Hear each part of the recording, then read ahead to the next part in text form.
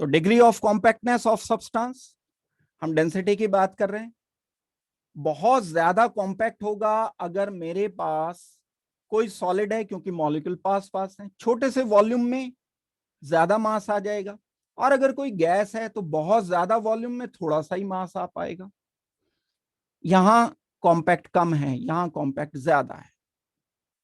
Quantity per unit volume, यानी 1 litre में कितना मास आ रहा है, जितना मास आएगा पर लीटर के हिसाब से, मास ओवर वॉल्यूम, उसको हम डेंसिटी बोल देते हैं। गैस की डेंसिटी सबसे कम होती है, लेकिन गैस तो मैंने अभी ये अधूरी बात बोली। O2, N2, Cl2, ये सब अलग अलग गैसेस हैं। तो दो गैसेस की भी अलग अलग डेंसिटी, ऐसा थोड़ी है दुनिया के सब गैसेस की डेंसिटी एक जैसी होगी। भाई ठीक है, गैस की डेंसिटी लिक्विड से कम होती है, लेकिन दो गैस की डेंसिटी में एक गैस की डेंसिटी ज्यादा, एक गैस की डेंसिटी कम हो सकती है। ऐसा हो सकता है कि एक गैस हैवी हो, एक गैस लाइट हो। जो हैवी होगी गैस वो नीचे रहेगी, और जो लाइट गैस होगी वो ऊपर रहेगी। डेंसिटी पर डिपेंड करता है। डेंसिटी जैसे बहुत सारे गैसेस हैं, उनकी डेंसिटी डिफरेंट हो सकती है। तो हम इस तरह से कंसीडर कर सकते हैं, ये कोई गैसियस मटेरियल है, लिक्विड में पास आ गए ये मॉलिक्यूल्स या एटम्स। सॉलिड में तो, और सॉलिड भी दो अलग अलग तरीके के हो सकते हैं। भाई मैंने अभी ये जो एग्जांपल लिया था कॉटन का एंड आयरन का, दोनों सॉलिड थे, लेकिन एक की डेंसिटी जो है बहुत कम आ रही थी और एक की डेंसिटी ज्यादा आ रही थी। तो सॉलिड में भी बहुत सारी डेंसिटी की रेंज हो सकती है। सॉलिड ऐसे हो सकते हैं, लो डेंसिटी वाले सॉलिड, हाई डेंसिटी वाले सॉलिड। कई बार ये ब्रीच भी कर जाती हैं। लिक्विड ऐसा होता है उसकी डेंसिटी ज्यादा हो जाती है, सॉलिड की डेंसिटी कम हो जाती है। बिल्कुल होता है, बहुत सारे सॉलिड फ्लोट करते हैं ना लिक्विड पे, आपने देखा है, ऊपर तैरते रहते हैं, लकड़ी तैरती रहती है लिक्विड के ऊपर। क्यों? क्योंकि वो की डेंसिटी पानी से कम होती है, तो ऊपर फ्लोट करेगी। जिसकी डेंसिटी कम होगी वो ऊपर फ्लोट करेगी। इवन आइस, ये तो दोनों मटेरियल सेम है, H2O है, H2O H2O, इसको मैंने जमा दिया, आइस बना दिया, ये लिक्विड ही रहा। डेंसिटी थोड़ी सी कम होती है आइस की वाटर के कंपैरिजन में, तो कई बार ये ऑर्डर गड़बड़ा जाता है। एक जनरल ट्रेंड क्या है कि गैस की डेंसिटी कम, लिक्विड की डेंसिटी ज्यादा, सॉलिड की डेंसिटी इन तीनों में सबसे ज्यादा। लेकिन जो बॉर्डर लाइन है, उस बॉर्डर लाइन पर कुछ सॉलिड ऐसे होते हैं उनकी डेंसिटी लिक्विड की डेंसिटी से थोड़ी सी ज्यादा हो जाती। बेस्ट एग्जांपल बता रहा हूं आपको, वाटर एंड आइस। वाटर में आइस जब डालते हो तो ऊपर फ्लोट करता है। इसका मतलब बिल्कुल साफ है कि आइस की डेंसिटी, अगर मैं आयरन डालूंगा तो नीचे बैठ जाएगा एकदम से। एक सिक्का कॉइन डाल करके देखो, कॉइन नीचे बैठ जाएगा। इसकी डेंसिटी ज्यादा है तो नीचे डूब जाएगा, ये डेंसिटी कम है तो ऊपर फ्लोट करेगा।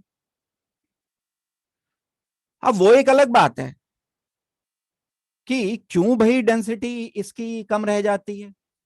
उसका कारण है, जब हम एक, आप पढ़ोगे बॉन्डिंग वाला चैप्टर पढ़ोगे तो उसमें एक हाइड्रोजन बॉन्डिंग वाला पार्ट आता है। जब हम लिक्विड वाटर लेते हैं, H2O के मॉलिक्यूल लेते हैं, H2O के मॉलिक्यूल ये नजदीक नजदीक हैं, गैस में सॉलिड में इससे और ज्यादा नजदीक होने चाहिए थे, लेकिन जब मॉलिक्यूल सॉलिड बनता है तो वो हाइड्रोजन बॉन्ड बना लेता है। हाइड्रोजन बॉन्ड बनाने की वजह से ये थोड़े से दूर हो जाते हैं मॉलिक्यूल, वॉल्यूम बढ़ जाता है। अच्छा, इसी बात को एक और तरह से समझो।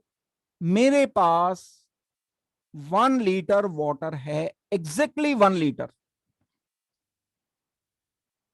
अब मैंने क्या किया, इस 1 लीटर वाटर का आइस बना दिया। आइस बनाऊंगा तो क्या होगा, वॉल्यूम थोड़ा सा बढ़ जाएगा, तभी तो डेंसिटी कम होगी आइस की। मास तो उतना का उतना ही है, उसमें तो चेंज नहीं किया जितना पहले था। तो मास पर यूनिट वॉल्यूम को ही मैं डेंसिटी कहता हूं। तो 1 लीटर मेरे पास वॉल्यूम था, ये m मास था सपोज करते हैं, इसी लिक्विड को, वाटर को मैंने फ्रीजर में रख करके जमा दिया। अब थोड़ा सा वॉल्यूम बढ़ जाएगा, वॉल्यूम बढ़ जाने की वजह से ही डेंसिटी कम होगी। जब वॉल्यूम बढ़ गया, मान लो पहले वॉल्यूम था इसका 1 लीटर, अब 1.1 लीटर हो गया, मास उतना का उतना ही है। मास मान लो 10 था पहले, अब भी मास 10 का 10 ही है, मास थोड़ी ना बढ़ जाएगा।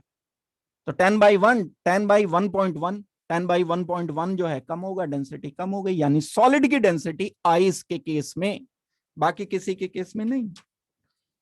बाकी बड़े कम सॉलिड ऐसे होते हैं जिनके कॉरेस्पॉन्डिंग वो अपने लिक्विड के कंपैरिजन में डेंसिटी जिनकी कम निकलती है, और अगर ऐसा कुछ है तो वो फ्लोट करेंगे जरूर।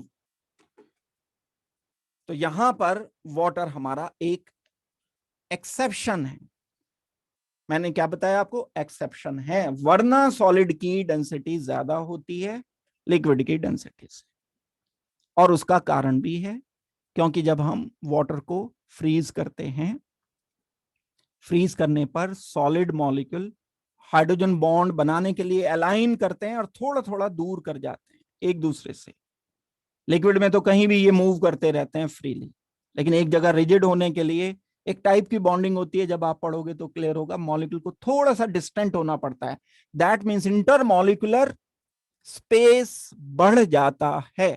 अगर इंटरमॉलिक्यूलर स्पेस बढ़ गया, तब हम बोलेंगे कि ये डेंसिटी इसकी कुल मिलाकर के कम हो गई। अब देखो और देखो, अच्छा देखो, एक एक्सपेरिमेंट करके नहीं, सोच के देखना, कर लिया तो ये घर में डांट पड़ेगी वरना। एक बॉटल लो ग्लास की, करा भी होगा वैसे, ऐसी बात नहीं, या हो गया होगा खुद से। बॉटल लेकर के उसमें पानी भर दो पूरा, नॉब टाइट कर दो बिल्कुल, फ्रीजर में रख दो इसको, टूट जाएगी बॉटल, ग्लास की अगर है। इसीलिए फ्रीजर में हमेशा एल्यूमिनियम का बर्तन रखा जाता है। कारण है उसका, क्योंकि जो भी लिक्विड इसमें है उसमें वाटर जरूर होगा, और वाटर का वॉल्यूम बढ़ेगा। बढ़ेगा तो वो जगह बनाएगा, अपनी जगह बनाएगा तो क्या करेगा, अपनी जगह बनाने के लिए उसको वो तोड़ देगा, ब्रेक कर देगा, इतनी पावर होती है। जो ठंडी जगहें होती हैं, जैसे जहां बर्फ जमी रहती है, हिमाचल के एरिया सपोज करते हैं, रोहतांग है, और ऊपर जहां पर बर्फ बहुत ज्यादा, वहां पर लोहे के पाइप नहीं रखे जाते पानी के फ्लो के लिए, क्योंकि उसमें पानी है, मान लो फ्रीजिंग हो गई, फ्रीजिंग हो गई तो ये अपना वॉल्यूम बढ़ाएगा, वॉल्यूम बढ़ाएगा तो ये पाइप क्रैक हो जाएगा। यहाँ पर पाइप रखे जाते हैं वो जो फ्लेक्सिबल किसी प्लास्टिक के होंगे, वॉल्यूम बढ़ भी जाएगा तो भी ये क्रैक नहीं होंगे। तो ये मैं छोटी सी बात बता रहा हूं समझाने के लिए आपको कि डेंसिटी किस तरह से, एक जनरल ट्रेंड क्या है, जनरल ट्रेंड ये है कि गैस की डेंसिटी कम, लिक्विड की ज्यादा, सॉलिड की सबसे ज्यादा। लेकिन एक बड़ा कॉमन एक एक्सेप्शन है, वाटर। वाटर की डेंसिटी लिक्विड स्टेट में थोड़ी सी ज्यादा है, और उसके सॉलिड की डेंसिटी कम होने के कारण वाटर फ्लोट करता है। और अगर ये फ्लोट ना करता तो सारा जितना भी वेजिटेशन है, जितना हमारे ओशंस हैं जहां ज्यादातर बर्फ जमी हुई है, ग्लेशियर्स हैं, उसमें नीचे, ग्लेशियर के नीचे जो है सारा पानी होता है, और उसमें सब फिश वगैरह और जितना भी एनिमल किंगडम आप पढ़ते हो वो उसमें रहते हैं, जिंदा रहते हैं। अगर सारा बर्फ जम जाया करता तब जिंदा कहाँ रह जाते। आइस एज की बात मत कर देना, वो जम भी जाते हैं और वो पता चला वो 100 साल के बाद उसे जिंदा भी निकाल लेते हैं ऐसा नहीं है। कभी आप आइस एज मूवी पे पहुंच जाओ तो वो एक अलग इशू है। तो मैं क्या बता रहा हूं, क्योंकि आइस फ्लोट करता है तो ऊपर ऊपर रहता है, नीचे तक नहीं जम पाता, क्योंकि ऊपर एक थर्मल कोटिंग बन जाती है, ये नॉन कंडक्टर होता है हीट का। नीचे यहां पर आइस नहीं जम पाता, ऊपर ही लेयर बनती, तो चाहे जितनी मोटी लेयर होगी नीचे पानी जरूर होता है। ठंडी जगहों में रहने वाले लोग यही करते हैं, ड्रिल करते हैं, पानी निकाल लेते हैं, थोड़ा गहरा, कई जगह गहरा करना पड़ता है, 1-2 मीटर तक करना पड़ता है, कई जगह कम में निकल जाता है पानी।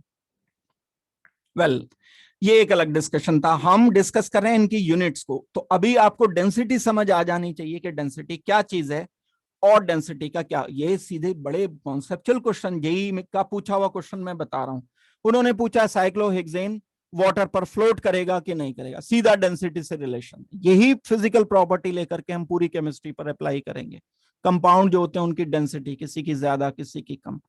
हाइड्रोकार्बन जितने भी होते हैं हमारे, जो पेट्रोलियम है, जो पेट्रोलियम सब्सटेंसेस हैं, जो पेट्रोल जमीन से निकलता है, ज्यादातर केस में सी से निकलता है, तो वो ऊपर आ जाता है पानी के।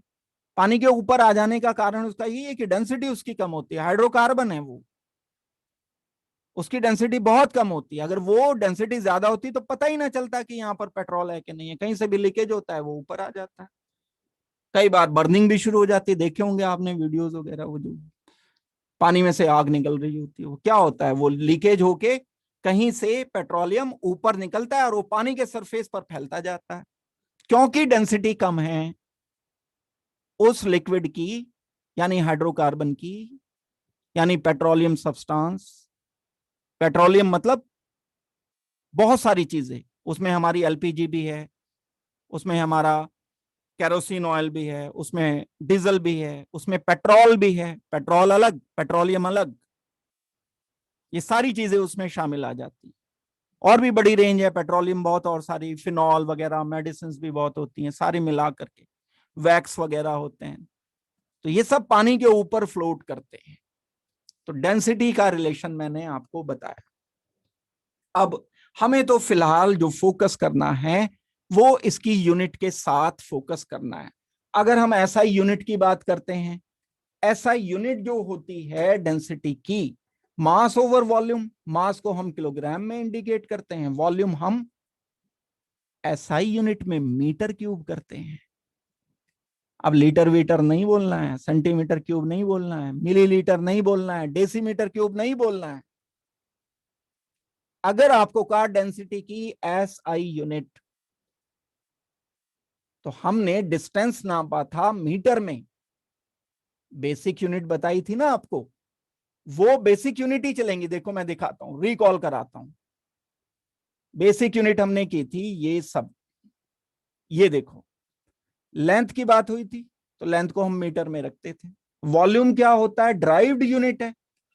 Length multiplied by breadth multiplied by height, metre multiplied by metre multiplied by metre is equal to metre cube, ये आ जाना चाहिए। ये वॉल्यूम की बात की है। वॉल्यूम क्या है, ड्राइव्ड यूनिट है। ये ड्राइव्ड यूनिट वॉल्यूम के लिए डिसाइड की गई। ये फंडामेंटल क्वांटिटीज हैं। तो मैं यहां लीटर तो नहीं है कहीं पे भी इसमें, जो फंडामेंटल क्वांटिटीज हैं। और लीटर तो वैसे भी मीटर क्यूब से, यानी डेसीमीटर क्यूब को हम बोलते हैं, ये 1 लीटर के बराबर। ये तो अलग चीज हो गई बिल्कुल। तो एसआई यूनिट अगर पूछी है तो एसआई यूनिट आप किसको बोलोगे, मीटर क्यूब बोलना है। ये बड़ी स्पेसिफिक सी बात है। यहां पर लीटर करने को कर दो आप, डेंसिटी बताने को कि किलोग्राम पर लीटर है, या ग्राम पर लीटर भी बोल दो, या ग्राम पर सेंटीमीटर क्यूब भी बोल दो। हमें तो मास को अलग अलग में, मास किस में बता सकते हो आप, चाहे पाउंड में बता दो मास, चाहे ग्राम में बता दो, चाहे आप मास मिलीग्राम में बता दो। लेकिन ऐसा ही यूनिट नहीं होगा। ऐसा यूनिट तब होगा जब किलोग्राम में बोला जाएगा। वॉल्यूम आप किसी में बता दो, आप वॉल्यूम गैलन में बता दो, गैलन में चलता है जो ब्रिटिश सिस्टम है सारा, उसमें आप वॉल्यूम जो है लीटर में बता दो, सेंटीमीटर क्यूब में बता दो। लेकिन एसआई यूनिट की बात हो रही है यहाँ, एसआई यूनिट मीटर क्यूब रहेगी हमेशा। वॉल्यूम की जो रूट यूनिट्स हैं वही 7 + 2 यूनिट्स, उसमें से कोई जब नहीं लाए आप तो एसआई यूनिट नहीं बचेगी। अब ड्राइव्ड यूनिट की बात हो रही है, जब हम ड्राइव्ड यूनिट लिख रहे हैं तो एसआई यूनिट से ही लिखेंगे। तो मीटर क्यूब लिखा जाएगा, किलोग्राम पर मीटर क्यूब। ये इसको मैं ऊपर ले जाऊंगा तो -3 ये हो जाएगा। ऑल्सो एक्सप्रेस्ड इन ग्राम पर सेंटीमीटर क्यूब। लेकिन ये एसआई यूनिट नहीं है बच्चों। किलोग्राम की जगह मैं ग्राम लिख सकता हूं, मीटर क्यूब की जगह सेंटीमीटर क्यूब लिख सकता हूं। ग्राम पर सेंटीमीटर क्यूब एसआई यूनिट नहीं है, सीजीएस यूनिट इसे कहते हैं। ये सिस्टम अलग है। हमें मेनली इस सिस्टम में बात करनी है। क्वेश्चन आपसे इसका पूछा जाएगा, ठीक है। एक बात हो गई जो हमने डेंसिटी के बारे में बताया, और डेंसिटी क्या है? ड्राइव्ड यूनिट है, फंडामेंटल यूनिट नहीं है, क्योंकि डेंसिटी में दो चीजें आती हैं, मास भी आता है, वॉल्यूम भी आता है। वॉल्यूम में फर्दर 3 बार डिस्टेंस आता है, मीटर क्यूब आता है। इसलिए अब आ जाते हैं हम टेम्परेचर। टेम्परेचर क्या चीज है? टेम्परेचर किसी भी सब्सटेंस के अंदर कितनी हीट प्रेजेंट है ये नापने के लिए जो टूल हम यूज करते हैं, वो स्केल जो हम यूज करते हैं, that is called as temperature. The degree of heat present in substance. कोई, देखो, मेरे पास कोई बर्तन है, उस बर्तन में मैंने पानी भर रखा है, छोड़ दो टेम्परेचर को थोड़ी देर के लिए। उस बर्तन में जो मैंने पानी भरा ये 10 ml है, थोड़ी देर के बाद मैंने 20 ml कर दिया इसको, 30 ml, 40 ml, 50 ml, बढ़ाता जा रहा हूं। कंटेंट बढ़ रहे हैं किसी चीज के, क्या चीज बढ़ती जा रही है? पानी बढ़ता जा रहा है। तो एक चीज होती है एनर्जी, एनर्जी में मास वास तो नहीं होता है, एनर्जी में कोई वॉल्यूम तो होता नहीं, दिखती तो है नहीं है, वो मटेरियल तो नहीं है। अब वो क्या होती है, क्या उसका नेचर होता है, ये एक अलग बात है, बहुत पढ़ना है, आगे के चैप्टर्स जो आएंगे हम एनर्जी के एस्पेक्ट देखेंगे कि वो मटेरियल है या बिना मटेरियल की कोई चीज है। एनर्जी में मास तो नहीं होता भाई, आपसे कहा जाए हीट, हीट के अंदर कोई, रोशनी के अंदर कोई मास थोड़ी ही है, रेडिएशन है, ये एनर्जी है। एनर्जी है, कोई मना नहीं कर सकता, सन एनर्जी होती है। आप थोड़ी देर बैठ जाओ, फोकस कर लो, लेंस में बचपन में खेल किया होगा, वो एक लेंस लेकर के उसे कागज के सामने रखोगे, कागज जल जाता है, इतनी एनर्जी होती है।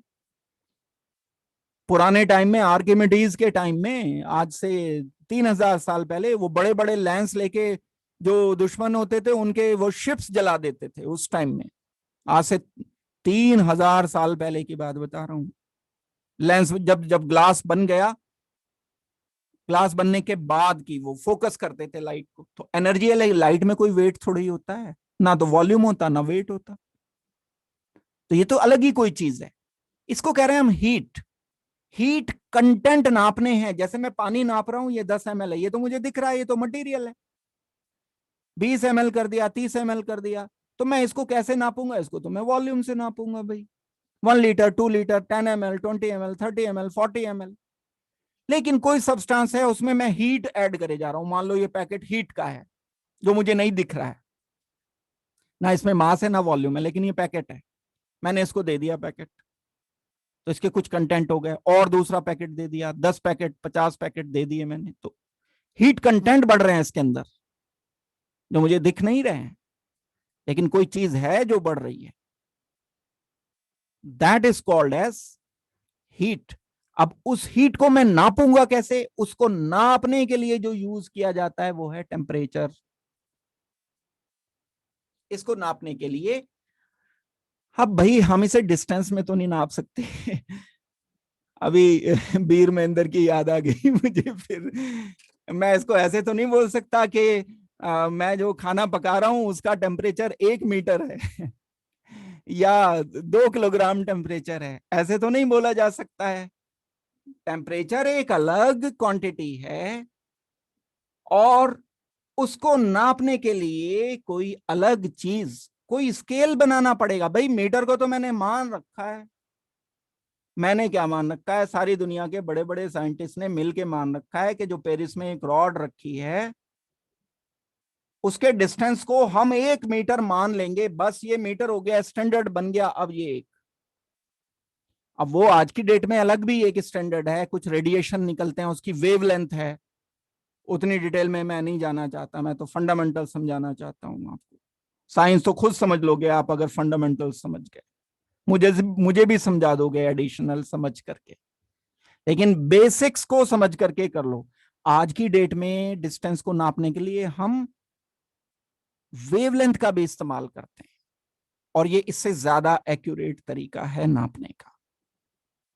बहुत छोटी छोटी चीजें जब हम नापने की कोशिश करते हैं तो वेवलेंथ का इस्तेमाल किया जाता है। फिर इस रॉड से थोड़ी नापोगे, वायरस की डिस्टेंस कैसे नापोगे इस रॉड से? बड़ा मुश्किल काम है। तो ऑल्टरनेटिव वे भी है, लेकिन एक स्टैंडर्ड कर दिया, स्टैंडर्ड तो मीटर में ही चलेगा, यूनिट मीटर में ही लिखनी पड़ेगी, चाहे वो मेरे पास मान लो 1 मिलीमीटर आ गया, तो मैं 1 मिलीमीटर ना लिख करके 10⁻³ लिखूंगा, क्योंकि ये ऐसा ही यूनिट है। अब बात आ रही है टेम्परेचर की। टेम्परेचर के लिए हम क्या स्टैंडर्ड बनाएं, कैसे स्टैंडर्ड बनाएं? तो स्टैंडर्ड टेम्परेचर का हम बनाते हैं बॉइलिंग वाटर को। मैं डिटेल थोड़ी सी आपको बताना चाहता हूं। आपने कहीं छोटी छोटी क्लास में 8, 9, 10 में दी रहती हैं चीजें साइड में बॉक्स में, बच्चे उस हिसाब से पढ़ते नहीं है। मैं अपने बच्चों की जो बुक्स देखता हूँ 8th क्लास की, 9th क्लास की, उसमें साइड में बॉक्स में लिख के रहती हैं। अगर कोई सोचने वाला है, सोचने की आदत जिसे डला दी गई, सोचने का तरीका जिसे बता दिया गया, वो बच्चा जरूर क्वेश्चन करेगा कि ये कैसे ना, व्हाट इज टेम्परेचर। भाई मैंने बोल दिया 1 डिग्री, क्या मतलब डिग्री है, क्या चीज ये बताओ। किसी से बड़े किसी ने इंजीनियरिंग भी कर लिया होगा, उससे पूछ के देखना, पीएचडी होल्डर भी होगा, उससे कहना टेम्परेचर क्या चीज है ये बता दो, मुझे समझा दो, ये बता दो कि 1 डिग्री क्या चीज है। वो तो हमने नाप लिया ना कि स्केल में थर्मामीटर लगाया, 1 डिग्री पारा ऊपर चढ़ गया, तो मैं तो नहीं बोलता इसे डिग्री, मैं तो 10 डिग्री बोलूंगा। तो आप बोलोगे स्टैंडर्डाइज किया है, तो किस चीज को स्टैंडर्डाइज किया है, कैसे किया है, स्टैंडर्ड बनाया किस चीज को है? तो जैसे सारी दुनिया ने स्टैंडर्ड बना रखा है, या चलो इंडिया में स्टैंडर्ड बना रखा है कि 100 में से जिसके 33 मार्क्स आ जाते हैं उसे पास मान लेते हैं हम, कि ये बैरियर पार कर गया, एक क्लास से दूसरी क्लास में पहुंच गया, ये बैरियर है एक, ये स्टैंडर्ड बना लिया हम सबने मिलजुल करके तय कर लिया। टेम्परेचर के लिए डिग्री कैसे डिसाइड किया गया है वो मैं बता रहा हूं। बॉइलिंग वाटर का जो भी टेम्परेचर है अपनी तरफ से 100 डिग्री सेल्सियस मान लिया। आपने कितनी बार पढ़ा होगा कि वाटर जो है वो 100 डिग्री सेल्सियस पे बॉयल होता है। तो मैं इसको दूसरी तरह से आपको बता रहा हूं, वाटर जितने भी टेम्परेचर पर बॉयल होगा उसको मैं 100 डिग्री बोलूंगा।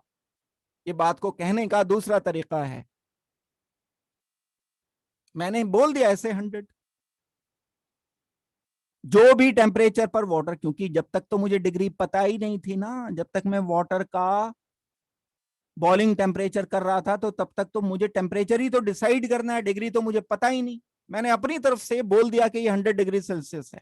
अब वाटर को फ्रीज किया, जब ये जमना शुरू हो गया तो जिस टेम्परेचर पर ये जमा उसको मैंने 0 डिग्री सेल्सियस बोल दिया।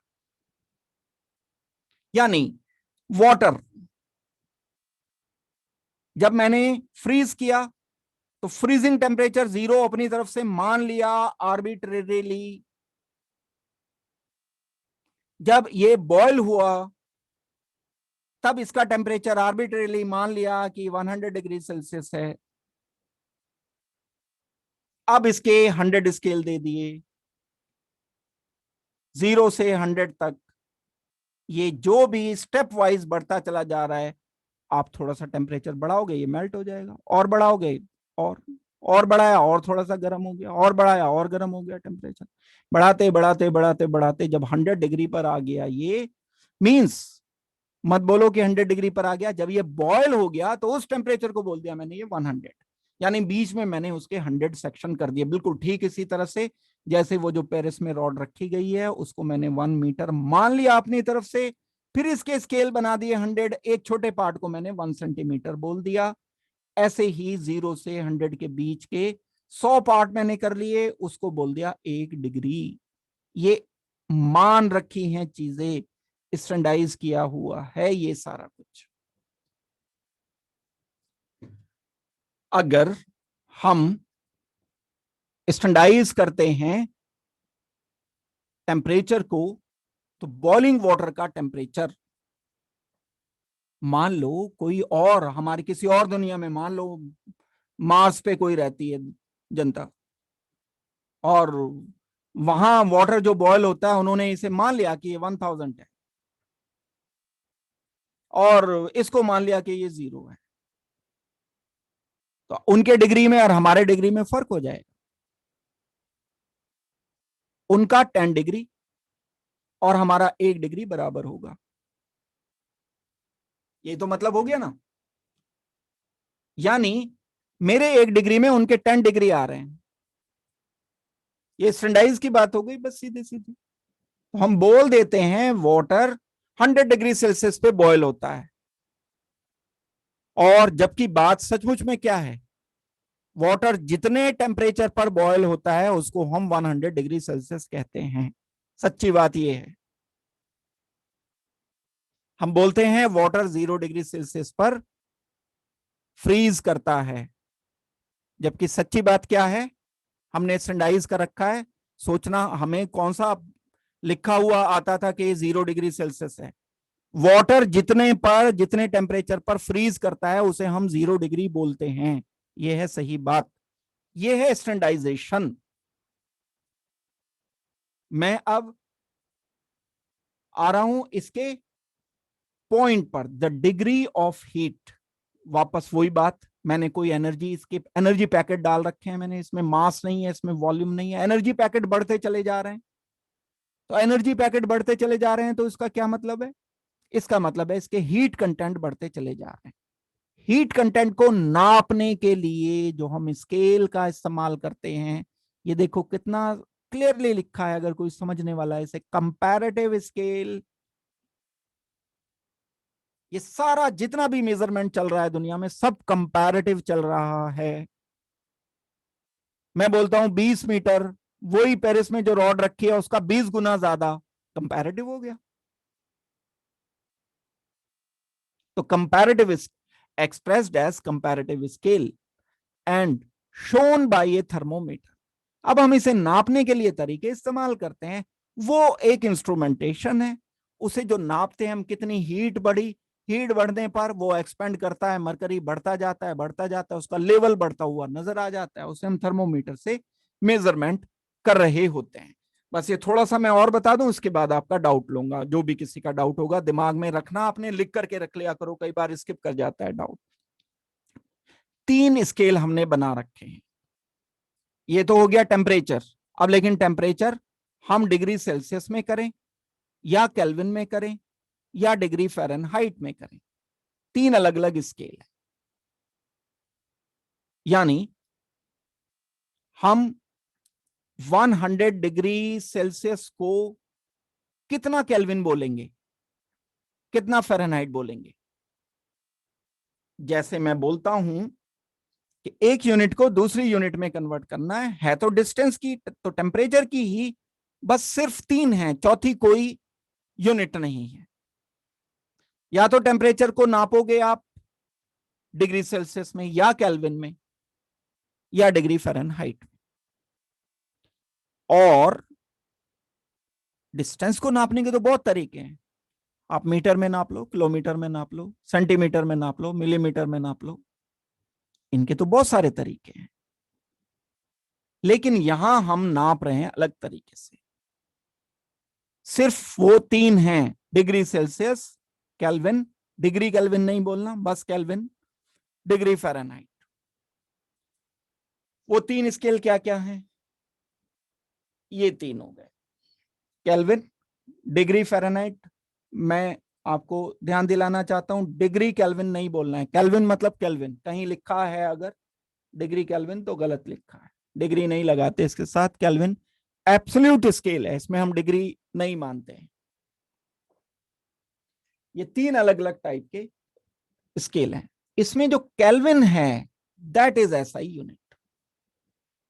जो केल्विन होगा वो एसआई यूनिट बोला जाएगा। डिग्री सेल्सियस एसआई यूनिट नहीं है, डिग्री फ़ारेनहाइट। जैसे हम अब कई बार फीवर का मेजरमेंट करते हैं कि जी 98.6 स्टैंडर्ड फीवर है, ये बिल्कुल जितना होना चाहिए टेम्परेचर, बॉडी टेम्परेचर 100 हो गया तो फीवर हो गया। तो 100 क्या है, ये फ़ारेनहाइट है, डिग्री सेल्सियस थोड़ी है। डिग्री सेल्सियस में तो पानी बॉयल हो जाएगा इतने 100 डिग्री सेल्सियस पर। तो ये अगर हम बात करें कि कितना आ रहा है तो ये 32 डिग्री के आसपास आता है। हम सेल्सियस को फ़ारेनहाइट में, फ़ारेनहाइट को केल्विन में, इन सब को एक दूसरे में इंटर कन्वर्ट कर सकते हैं। देखते हैं फर्दर आगे। एक रिलेशन आपने हो सकता है छोटी क्लास में भी पढ़ा हो, ये बड़ा इंपॉर्टेंट रिलेशन है। Fahrenheit will be equal to 9/5C plus 32। ये फ़ारेनहाइट को सेल्सियस में कन्वर्ट करने का तरीका है। डिग्री सेल्सियस को डिग्री फ़ारेनहाइट में अगर मुझे कन्वर्ट करना है तो ये फॉर्मूला, ये रिलेशन जो सामने लिखा है, ये आपको इस्तेमाल करना पड़ेगा। और अगर आपको कन्वर्ट करना है केल्विन को डिग्री सेल्सियस में, तो आपको डिग्री सेल्सियस में 273.15, ये कहां से आया, ये मेनली ये वाला, ये ग्राफिकल जब हम गैसीय स्टेट पढ़ेंगे तो वहां पर इसको प्रूव करेंगे। ये भी मान रखा है हमने, यानी अगर ये 0 डिग्री सेल्सियस हो जाता है तो के कितना आ जाएगा, 273.15 केल्विन आ जाएगा। और मैं कितना डिग्री सेल्सियस रखूं कि के 0 हो जाए? के 0 होगा तब जब -273 डिग्री सेल्सियस कितना रखूंगा मैं, -273.15 अगर रख दूंगा इसकी जगह पर, तो ये माइनस प्लस दोनों कैंसिल हो जाएंगे, के 0 हो जाएगा। यानी 0 kelvin means -273.15 degree Celsius, minus, plus नहीं, प्लस तो होगा ये 0 डिग्री सेल्सियस के बराबर। तो ये अंतर इसमें आ जाएगा। मेजरमेंट हम किस तरह से करते हैं इनका? मेजरमेंट हम करते हैं इनका थर्मोमीटर से। जो थर्मोमीटर होता है वो एक डिवाइस होती है, उस डिवाइस से जो उसमें मरकरी होता है वो मरकरी अप होता जाता है। अब किस तरह से होगा? जैसे जैसे वो हीट एब्जॉर्ब करेगा, एक्सपेंड करेगा, एक्सपेंड करने पर एक कैपिलरी ट्यूब होती है, उस ट्यूब में वो ऊपर बढ़ता चला जाएगा, और ऊपर बढ़ता जाने से हमें वो नजर आ जाता है। वहां जहां पर वो नजर आता है वहां हम अपने स्केल लगा देते हैं, यानी मार्केशन कर देते हैं, डिमार्केशन कर देते हैं। स्केलिंग से वो पहचान में आ जाता है। जो ये पहचान में आ जाएगा तब हम इनको बोलेंगे कि ये हमारे थर्मोमीटर्स हैं। मैं दिखा देता हूं थर्मोमीटर क्या है। अलग अलग टाइप के थर्मोमीटर्स होते हैं। केल्विन थर्मोमीटर अलग होता है, सेल्सियस अलग होता है, फ़ारेनहाइट अलग होता है। जो फ़ारेनहाइट थर्मोमीटर है उसका इस्तेमाल हम करते हैं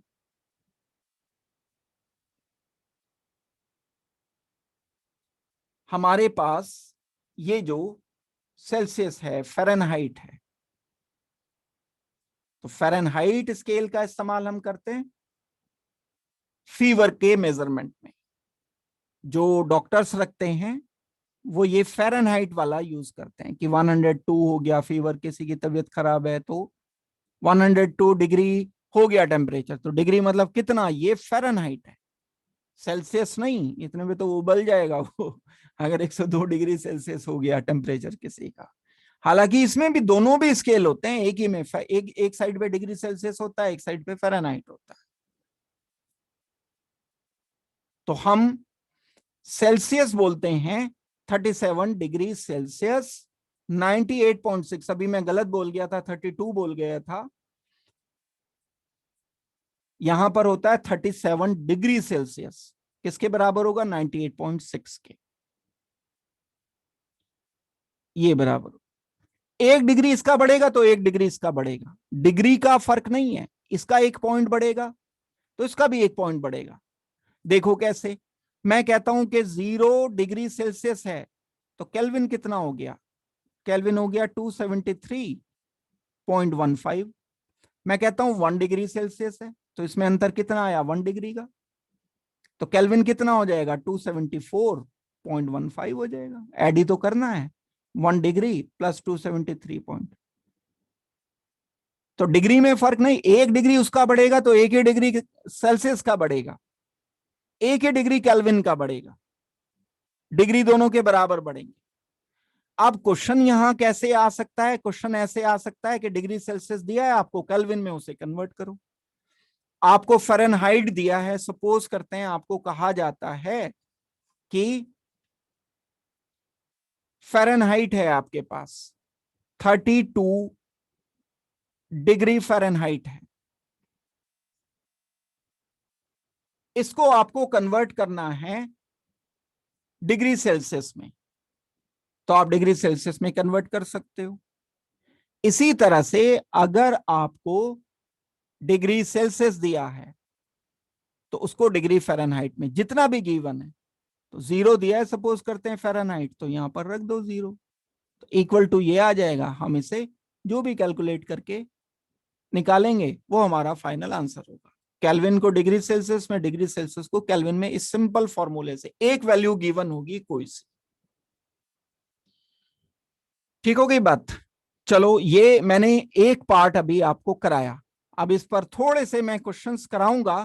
क्वेश्चन कराने से पहले मैं आपके डाउट लेना चाहता हूं। अगर किसी को इसमें कोई प्रॉब्लम है इस पार्ट में, तो आप मेरे से पहले पूछ सकते हो।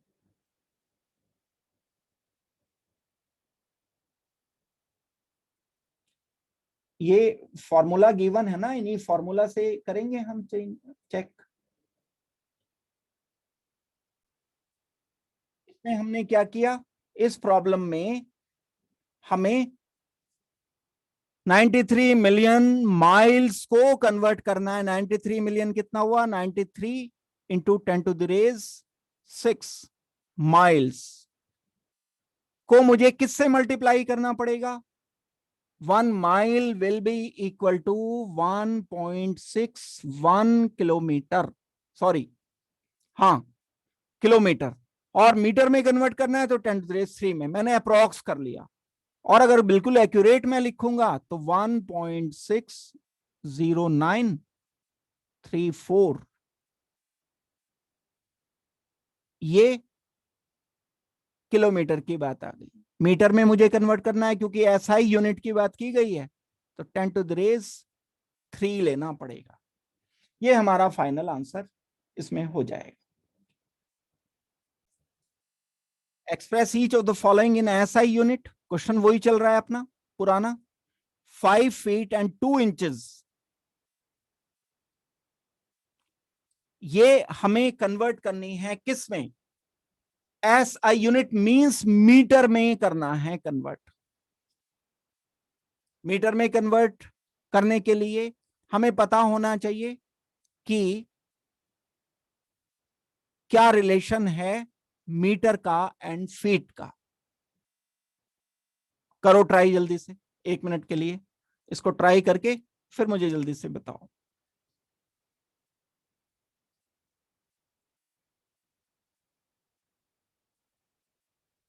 इसमें तो 1 फीट कितने इंच के बराबर होता है? 1.57 मीटर होएगा सर। 1 फीट सर 12 इंचेस के बराबर।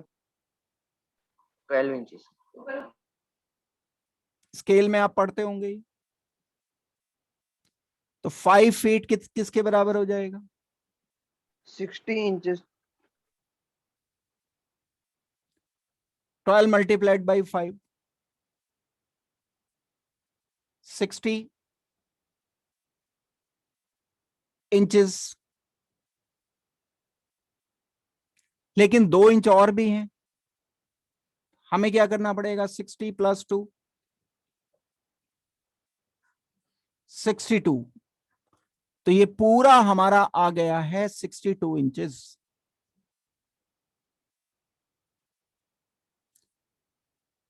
अब इंचेस का एंड ऐसा यूनिट मीटर की होती है, इंचेस एंड मीटर का रिलेशन हमें डिसाइड करना होगा। सर 1 12 इंच इंचेस में कितने 30 मीटर होते सेंटीमीटर। हैं, या 1 मीटर में कितने इंच होते हैं? लिखना जरा चैट बॉक्स में, 1 मीटर में इंचेस कितने हैं? ये कॉमन सी जनरल सी बात है, ये आपको होनी चाहिए बिल्कुल पता।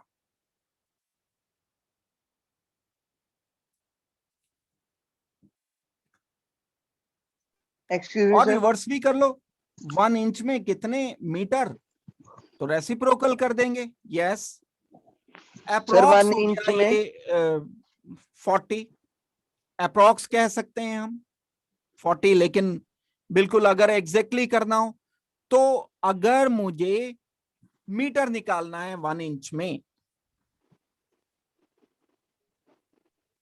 1 inch will be equal to 1 over 39.37,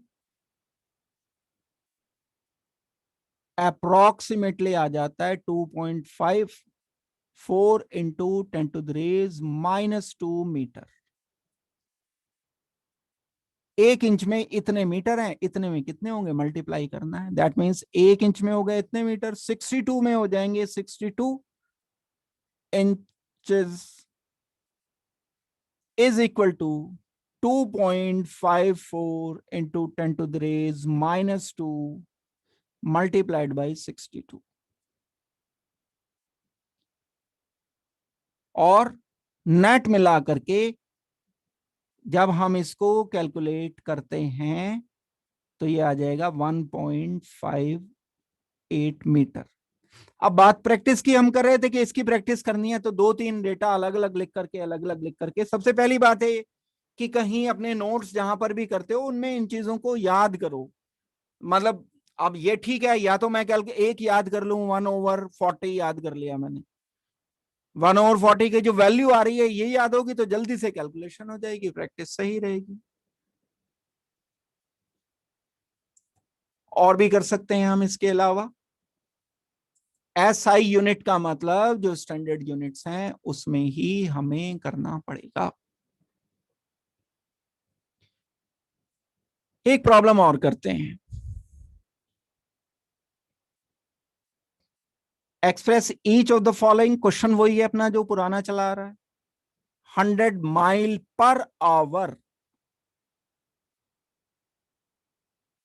को किस में कन्वर्ट करना है, SI यूनिट में कन्वर्ट करना है। माइल की जगह मुझे क्या लिखना होगा, मीटर।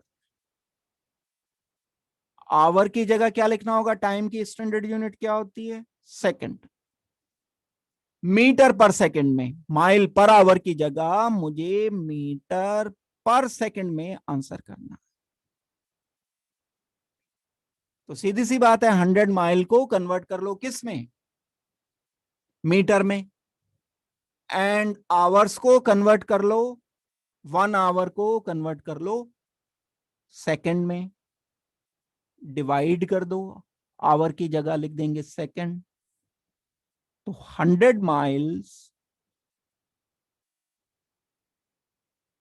इज इक्वल टू कितने आ जाती है, 10⁻8 metre. 100 multiplied by 1.60934 0934 1.60934 into 10⁻³ and per hour यानी 1 आवर। 1 आवर को मुझे क्या लिखना होगा, पर आवर को सेकंड में, कितने एक आवर में मिनट होते हैं, 60। हर मिनट में 60 सेकंड, 60 मल्टीप्लाइड बाय 60। ये कैलकुलेशन रह गई। कैलकुलेशन अगर ये रह गई है तो जब हम इसे कैलकुलेट करेंगे तो नेट मिला के जो भी आंसर आएगा अप्रोक्सीमेटली मेरे पास आंसर लिखा हुआ है ये 44.7 मीटर पर सेकेंड होगा।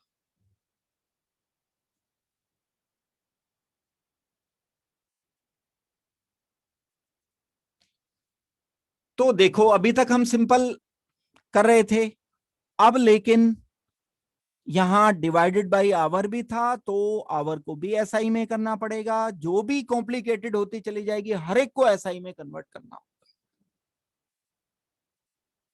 ये है वे करने का। और भी करेंगे हम क्वेश्चन इसके अलावा। अब जो इस चैप्टर का आपका पार्ट बचता है, वो पार्ट बचता है एक significant figure and proportionality laws जो होते हैं, 2 लॉज हैं, 3 लॉज हैं, वो लॉज करेंगे एंड सिग्निफिकेंट फिगर करेंगे। हम कोशिश करेंगे अगली क्लास में इसको पूरा करने के लिए।